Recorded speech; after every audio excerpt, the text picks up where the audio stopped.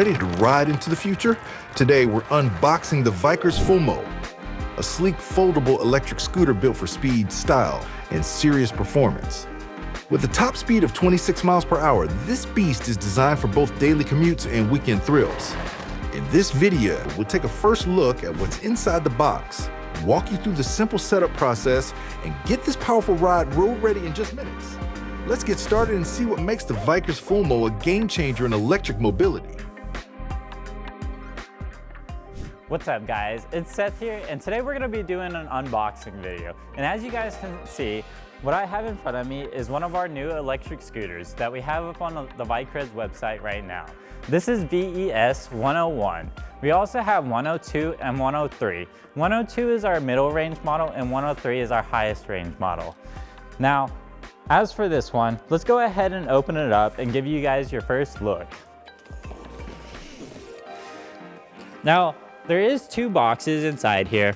There's this first box, which is the outer protection box, as well as the design of the box. Now, each one has their own correlated design per scooter. So VES101 has its own design matching the same exact scooter that's inside the box. Same with 102 and 103. Now let's go ahead and open this inner box. As you guys can see, they're both taped up for added protection. Now these are really well protected on the inside. Let me get this open and I'll show you. Now this is what it looks like on the inside. They have foam inserts on the top and bottom of the scooter, and some with in between which hold the mounting bracket for your handlebars. Now guys, this is what the top of the box looks like after opening your new electric scooter. Now they'll each come with a couple things on top of the foam. Now this is your seat mounting post. Then next, we have your charger, which is nicely secured in this slot. I mean, like so secure that it's kind of difficult to get out. This is your 48-volt charger that is included with your electric scooter when purchased. That way you can go ahead and take it out of the box and charge it if needed. And then next, we have our toolkit. Each one of these comes with a toolkit included. That way, whenever you take it out of the box, you're ready to assemble with this simple toolkit that they include with it. Now let's go ahead and take out these foam inserts. Now be careful because the handlebars are still attached by wires to the electric scooter, and they're also inside these foam inserts. So let's go ahead and take the handlebar out and set this foam insert aside. Now we can move to the next. Now they make it pretty simple to take them out. They just slide right out. And just like that, we have our first look at our brand new scooter. Now we can just simply lift up from the center stem, and the whole thing should come out as one whole piece. Just like so. And then one last thing before we leave the box is underneath the foam inserts at the bottom is your seat. So don't forget about it so we can install it. Now let's go ahead and take this foam off and take the plastic wrapping off so you guys can have a better look. Now each one comes with a kickstand, so let's go ahead and pop that down so it'll stand up on its own. Now that's everything for the unboxing. One of the things we'll go ahead and have to do for the assembly part is the seat and the seat post. So let's go ahead and open our toolkit and pull the tools out and see what we have to work with. Okay guys, starting off, we have a 13 and a 15 millimeter size wrench, a multi-tool, and a couple of different Allen wrenches. And one of the Allen wrenches also has a Phillips head on the other end of it. We're gonna go ahead and start by building our seat. Now we're gonna go ahead and start off with our 13 millimeter wrench as well as our multi-tool. This center piece here will go on one end, on one nut, and then you can take your 13 millimeter side and loosen up your other nut. Now once you have it loosened up, you can go ahead and take the whole bolt out to disassemble it. Now there's going to be a couple different pieces here. So let's go ahead and lay them out. Now I have two circle pieces here with ridges on the inside of them. they were sitting on the inside of this. Now we'll no longer need this piece, so we can go ahead and set that one aside. The 3 pieces that we'll need are these ones, as well as this one. So there should be 2 of each, 2 big ones and 2 small ones. Now next, we can go ahead and slide our seat post in.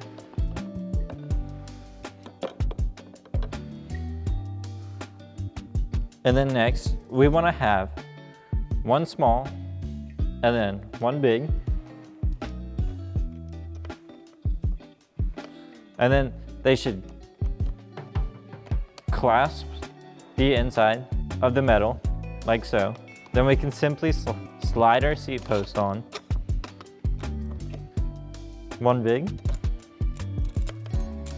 And make sure the notch here is sitting at the bottom where the metal bar is. We can simply slide that in place and put on the outer piece, and then put our nut back on, and simply tighten.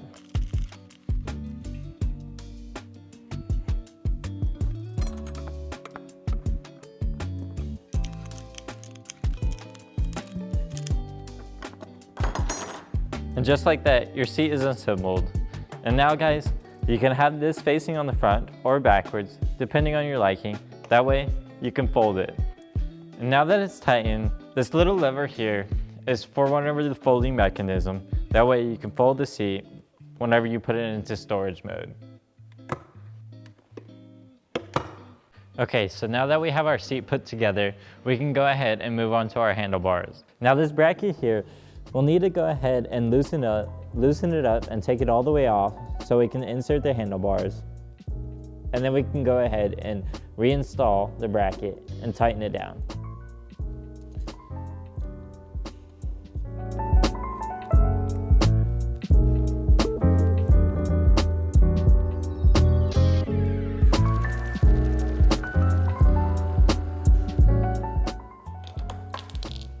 Now we can go ahead and set those aside for now. And we can go ahead and take our handlebars.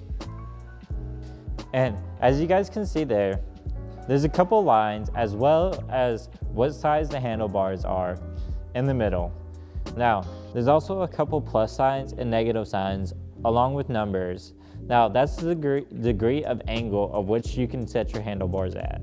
Now we can go ahead and slide this in place, take our bracket and our nuts, slide those back in place, and retighten everything back down.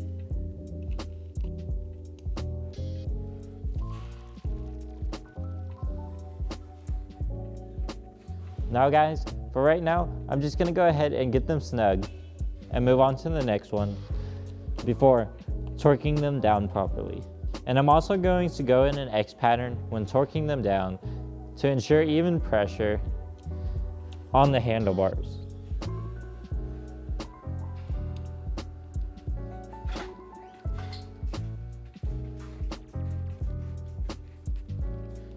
Now I'm gonna go ahead and torque them down in an X pattern. Now if I'm starting with the bottom left, I'm gonna go top right afterwards. And then I'm gonna move over to the left one, and then go down to the bottom right one. Now next, we can move on to installing our seat and putting the folding mechanism up. So now that we have our seat built and our handlebars attached, we can go ahead and put the steering column up and put the seat post up and install the seat. To put the steering column up, all you need to do is unscrew this knob here, located on the front, which also has a little flasher on it for safety. And then we just simply slide it up and re-screw on the nut. Now next, to put your seat post up, there's this little knob here that you'll need to unscrew and push to the side a little bit, and then you put your seat post up and slide the tightening knob in place and start to tighten, and then clamp down to ensure it doesn't go anywhere. Now next, we're gonna go ahead and drop our seat in. Now there's this little plastic insert that you'll need to take out and put on the seat post before sliding it in. Now, Me personally, I just think it's easier to do it this way. That way you don't have to worry about anything.